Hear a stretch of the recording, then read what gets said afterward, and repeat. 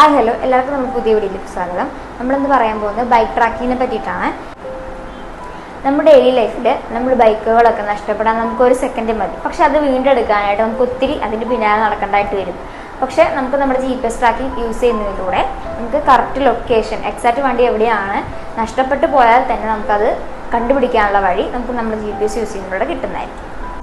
നമുക്ക് ബൈക്ക് നഷ്ടപ്പെട്ടാൽ മാത്രമല്ല, ചെറിയ ചെറിയ ബിസിനസ്സും വലിയ വലിയ ബിസിനസ്സൊക്കെ ചെയ്യുന്ന സമയത്ത് നമ്മൾ ഈ ഡെലിവറി ഇപ്പോൾ അറിയാലോ, നമുക്ക് പല പല സെപ്റ്റോ അതുപോലെ ബ്ലിങ്കിറ്റ് അങ്ങനത്തെയൊക്കെ കുറേ ഓപ്ഷൻസ് ഉണ്ട്. അപ്പം അങ്ങനെയൊക്കെ യൂസ് ചെയ്യുന്ന സമയത്ത് അവരെ ട്രാക്ക് ചെയ്യാനും ഒക്കെ ആ ഡെലിവറി പാർട്ട്നേഴ്സിനെയൊക്കെ ട്രാക്ക് ചെയ്യാനായിട്ട് ഇത് യൂസ് ചെയ്യാൻ പറ്റും. അതിലൂടെ ഡെലിവറി കറക്റ്റായിട്ട് എത്തിച്ചിട്ടുണ്ടോ, എത്ര ഡ്യൂറേഷൻ എടുത്തു എന്നൊക്കെ നമുക്ക് അറിയാൻ പറ്റും.